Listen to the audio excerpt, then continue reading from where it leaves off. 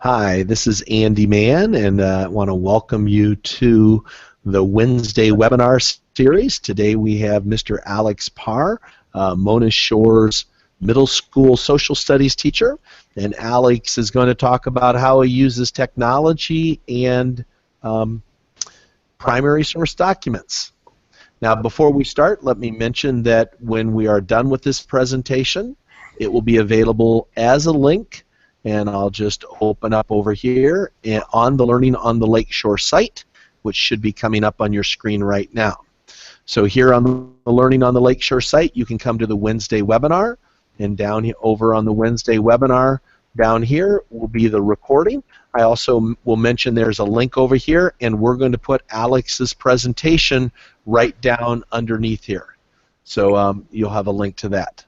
Up here on the home button, you will see that we have links right here to some of the other presentations that we have coming up. So with that, let me go ahead and transfer this over to Alex, who will be with you when presenting for the next half hour. Take it away, Alex. Hi, my name is Alex Parr. I work at Mona Shores Middle School as an 8th grade social studies teacher. It's my 3rd year here at Mona Shores. I went to Grand Valley and there took part in their social studies and history majors. Nice to be here today. Thanks so much for taking the time to spend some time with me today.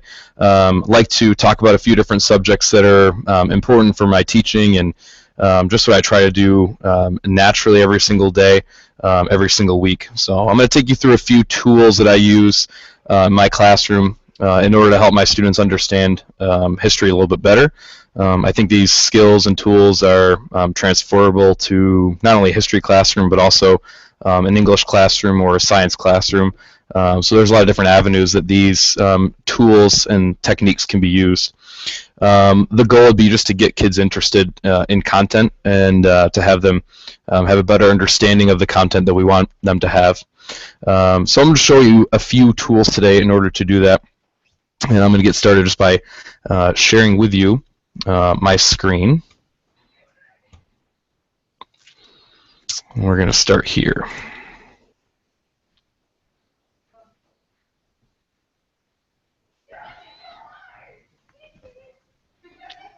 Perfect.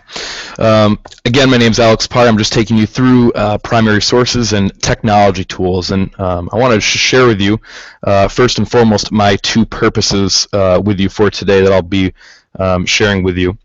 My first purpose for today is to help cast a vision for putting primary sources into your classroom. Like I said, it can be a history classroom, or it can be an English classroom, or it can be a science classroom.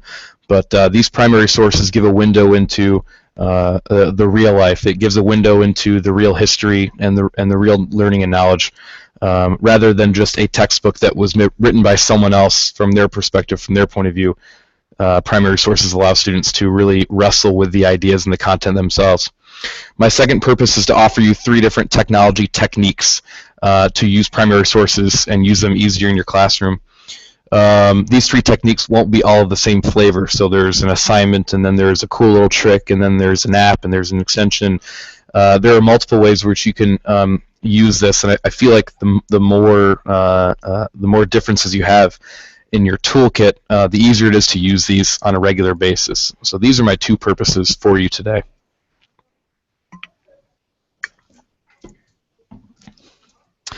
In a classroom, when I walked in 3 years ago, I had a couple different stacks of textbooks over in the corner of my classroom. I had some teacher-created notes that you could find online or that I could make myself. A teacher can use Wikipedia or Google in order to send their kids in a direction where they can find content, and also for history, a lot of historical videos, some good, some not so good. These are the most common classroom resources, and they do have their place in any sort of classroom. I think textbooks are great for the fact that it gives you a lot of information in a little bit of time.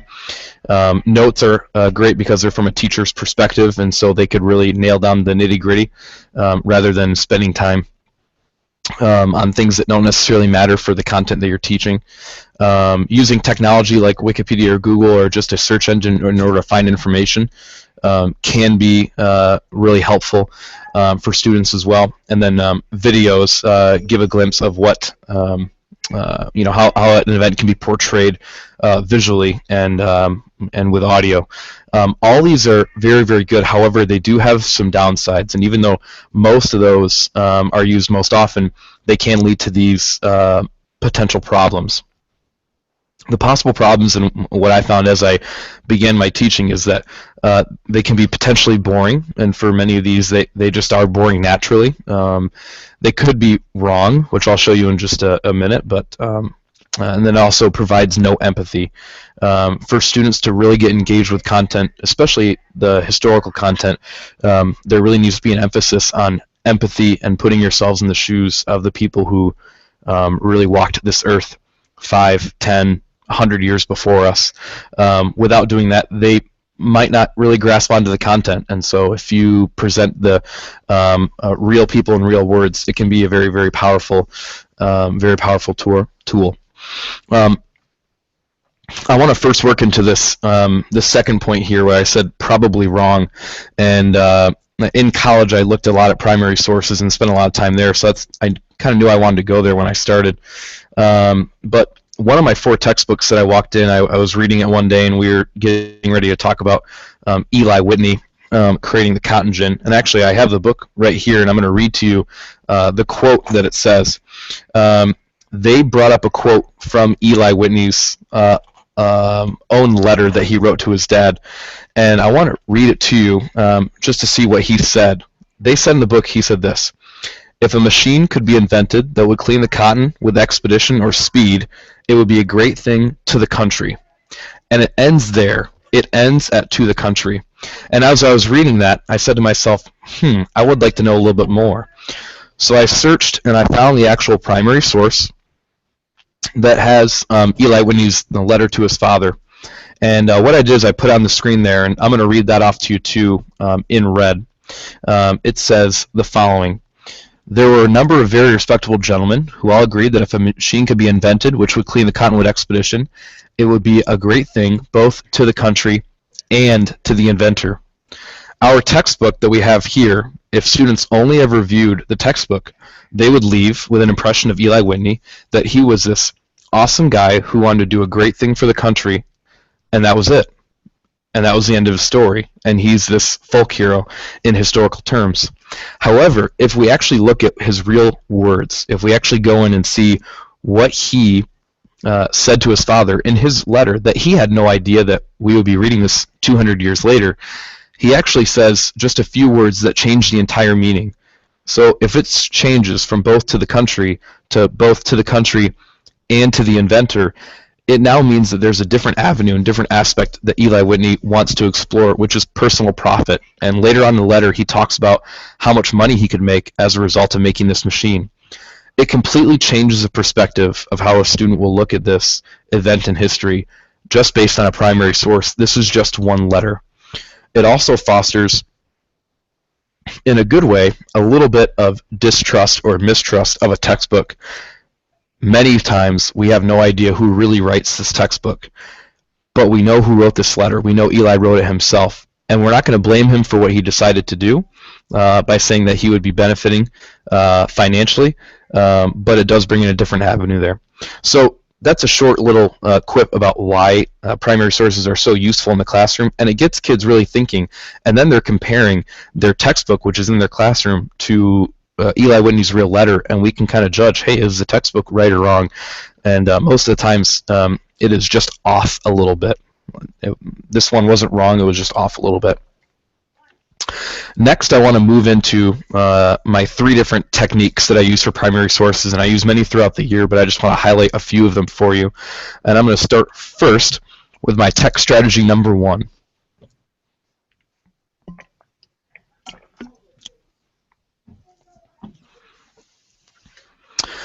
This first tech strategy is what I like to call easy vocabulary, and I have it kind of settled out here into some key points.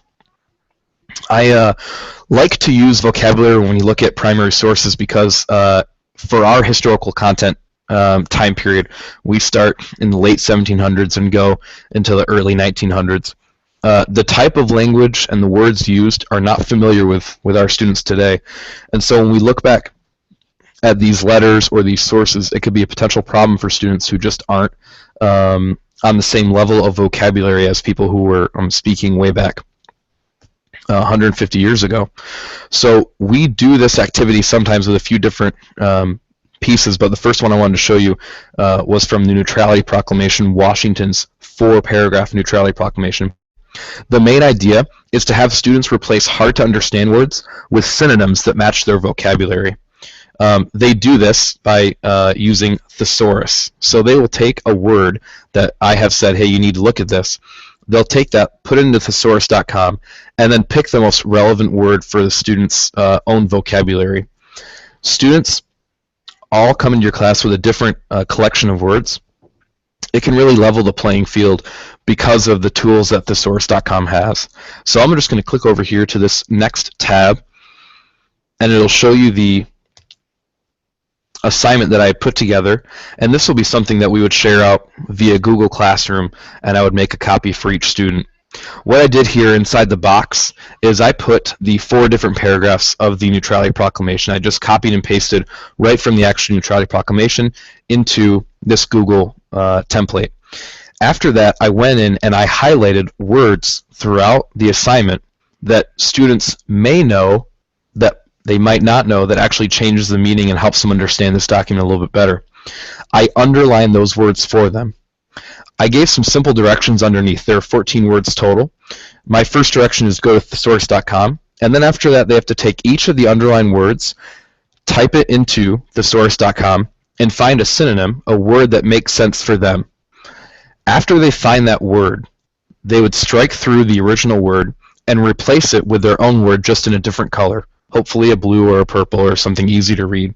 14 words in all, although some are duplicates and the meaning could change. And then once they finished, they were to answer some following questions after that, which I'll show you here. If you haven't used thesaurus.com before, it seems simple. You might have a thesaurus in your bookshelf in your own classroom. However, the online version is something special, and it's all free. If you do go to thesaurus.com, you'll see that you can type in any word and find a word that matches.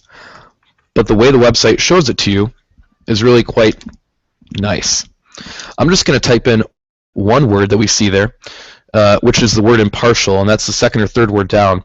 If you type that into the search bar and press enter, it gives you a list of synonyms back. The list is sorted by most relevant to least relevant. This is a really great tool to use for the students because you can tell them, I'd like you to find a word out of the most relevant. From there on, it goes in lighter shades of orange until it goes to a place where it's the farthest away from the word that you can find. And then afterward, they have the antonyms down at the bottom. So just from that one word impartial, students can get 12 most relevant words that would really match up well with this word impartial. Many of these words they've heard before: unbiased, neutral, objective. Those are words that they might know. If there's a student that comes in your classroom without a strong sense of vocabulary, they can even move on to the second set of words, which says equal and non-discriminating and without favor.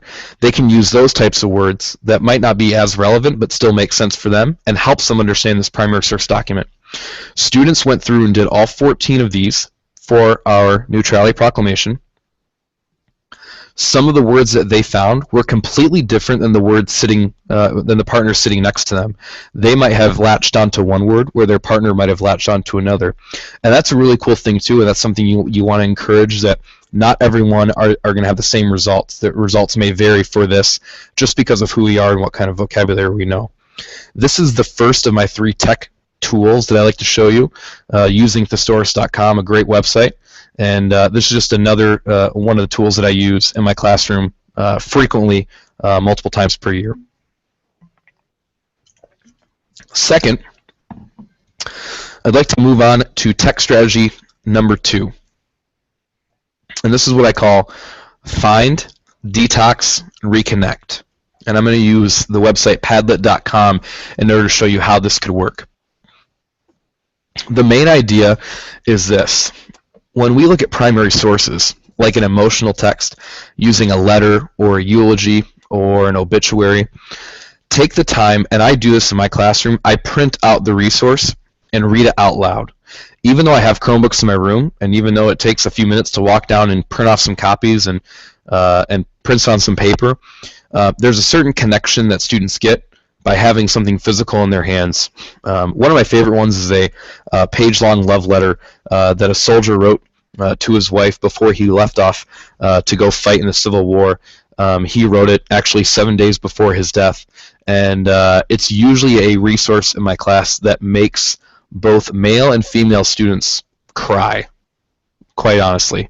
It's hard to read, and for that reason I print it out to have a physical manifestation of this emotional moment. And this guy who wrote the letter had no idea that he would be kept around in history and learned about by students that are 13 and 14 years old. But good news for us, we have it. So I print that letter out, I read out loud, and I talk. After we discuss and debrief a little bit, then we go back to technology in order to process a question or a quote that I might have. Why do I do this? Like a good acoustic album, sometimes the source together, unplugged, allows the human emotion to surface. Reflecting online provides easy access to others' thoughts and takeaways. You might be scared to share your hand or share your thought by raising your hand, but you might be more willing to put that on a technology source like Padlet. So I'm going to click over here to Padlet.com. I'm just going to give you a short tutorial, short set of tricks about how you can use it. And I've actually invited Andy into this Padlet as well. So this is my Padlet. If you go to the home page and you click Create a new Padlet, this is what you will get. It's a blank slate. And there's a couple different layouts you can choose. But this is the first one. It's called Freeform. And the teacher can double-click anywhere on the screen and write something with a title,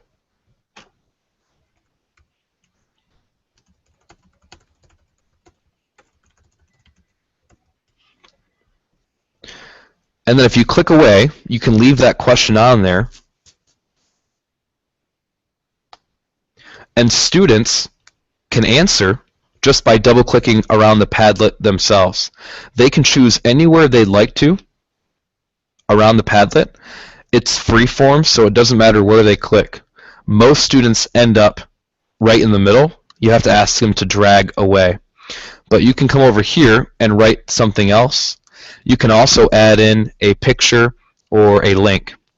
So like Andy's doing, he is inputting a response, just a simple one to show you how you can use this. And it says the letter was emotional. All the student has to do is click on this link and it will take him right here. With the free version, it is not moderated, or it is moderated if you click the button for it. The no usernames are collected for this, so it's a nice anonymous tool for students to use. If they don't want to share from, maybe they're a big macho, tough 13, 14-year-old, and they don't want to share from their own opinion or out loud, they can do this on here and it will not show up. Many times I have this title be the student's name, and then they put their response underneath. If they do get bunched up or they're in a different location, you could take a student's answer and drag it to a new location, which is what I just did with Andy's, and I took it to the upper left-hand corner. You can also delete theirs if you find that it doesn't match up with maybe what you had in mind. A few more tools over here. You can click over with the settings tool, the gear box, and it'll open up a toolbar on the right. There are a number of options you can go through, such as basic info. You can choose a new wallpaper, you can choose a layout, and I want to show you what the layout looks like.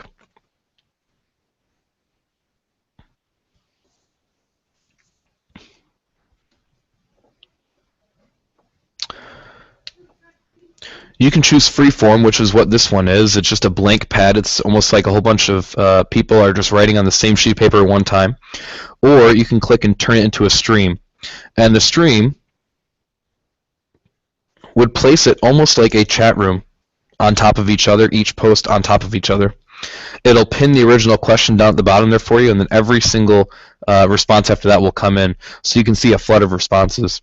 Last one, you can choose a grid type layout, which will order them by size, and will set them up for you in order. And if we had 30 different responses, then you would see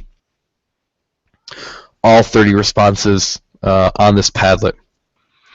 You can also hide the link. You can make it public access as well.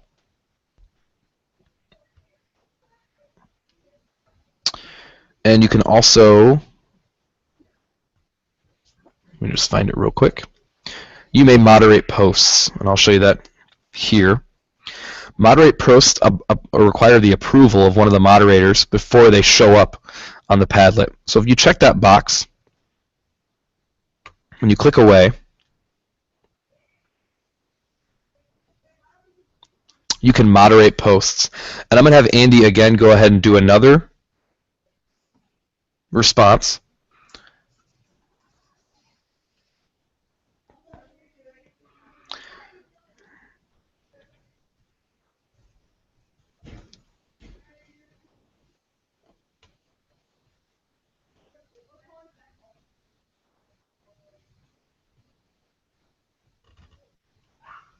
And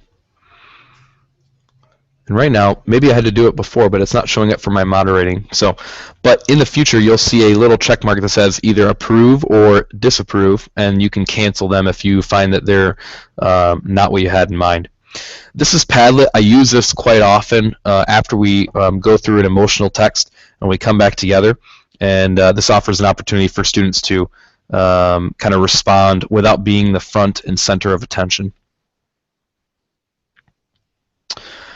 Last thing I'm going to show you, my text strategy number 3, is one of my favorite tools. However, it's one of my most simple tools. It is an extension that's called Super Simple Highlighter.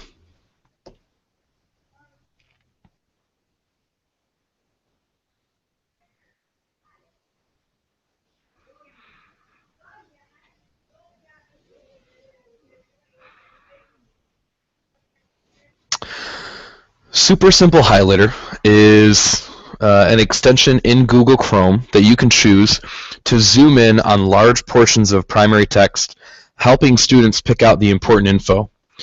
It works by highlighting any portion of text, double tap, you can scroll down to the menu and pick a color. It is super, and it is very simple. Why do I use this in my classroom? If you pull up any primary source that's longer than 4 or 5 or 6 sentences, 5 or 6 lines in a row, it takes about 80% of your students, it clicks them out right away because it's just too much for them visually to deal with. We can anticipate those potential problems by pre-highlighting the material you want to focus in on. And I want to show you kind of how this works. In a similar way, when you send an email, you try and break up the different paragraphs. This is the same avenue, which we're going to use with the Super Simple Highlighter. So I'll click over here to the letter from Eli Whitney, which I talked about earlier.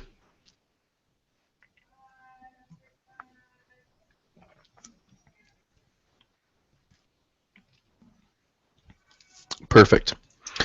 And you can see right away that there is a bright color on the screen which draws your attention to those 3 lines. I have them highlighted in red. Let me zoom in here for you. Perfect. This is a letter from Eli Whitney that I was talking about earlier. And if you look here, this is a letter from him to his father. It goes from top to bottom of my page.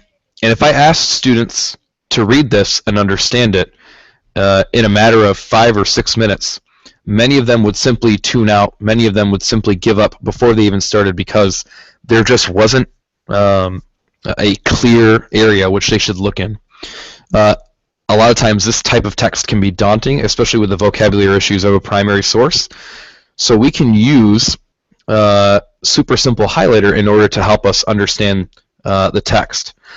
A tip for you, you could say to your students, hey, you should focus on the area that I highlighted in red, or any other color that you highlighted in.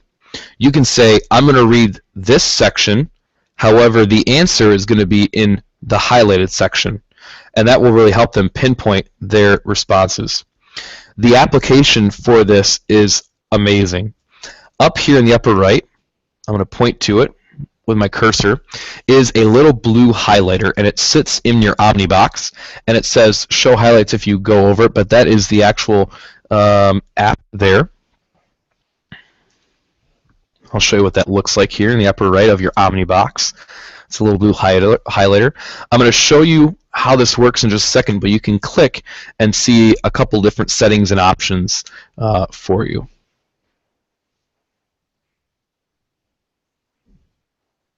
Perfect. Okay.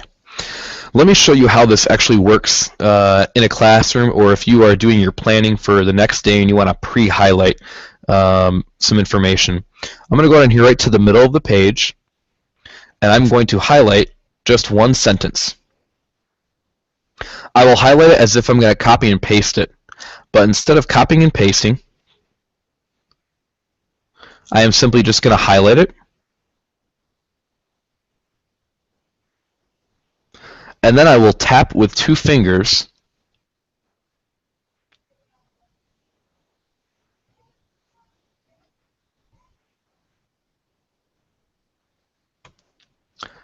to bring up my menu. You'll find normal things like copy and print and inspect element, but there's now a new area called Super Simple Highlighter, and I'm sure we can link this in the URLs for later so you can find this extension. You'll find this menu called Super Simple Highlighter, and if you scroll down to that and you hover over that, it will give you a number of color options: red, orange, yellow, green, cayenne, purple, gray.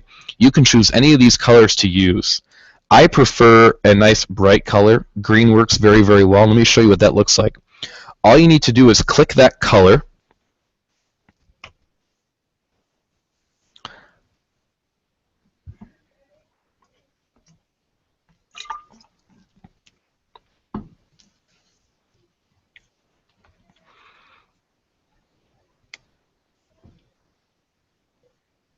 and it will show up the color that you chose. Let me show you how this works.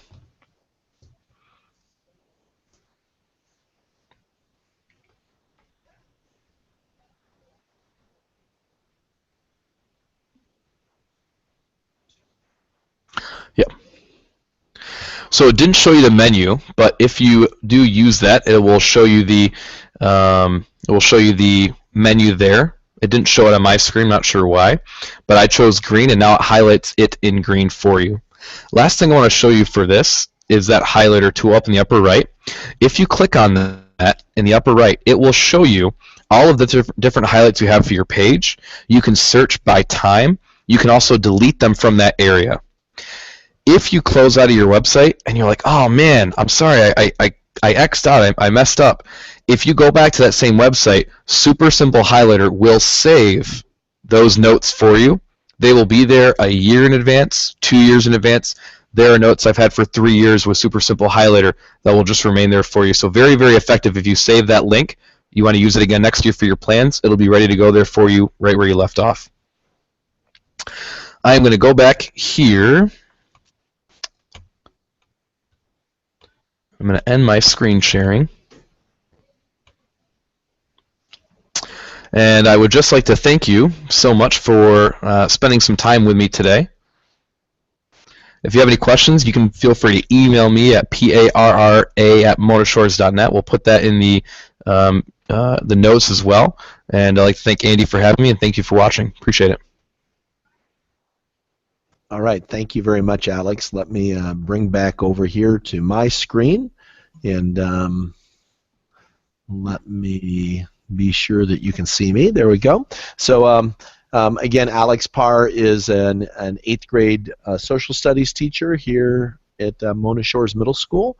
And one of the things when he did talk about the using Padlet, just a little tip, there is a button that after you set it up to moderate, it's easy to miss. It's way down on the bottom, and it says Save Settings or Apply.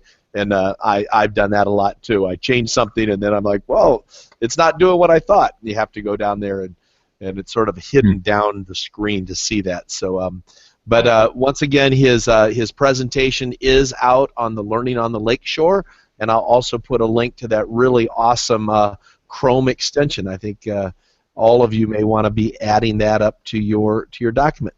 So thanks again, Alex, and we wish you all a great good night.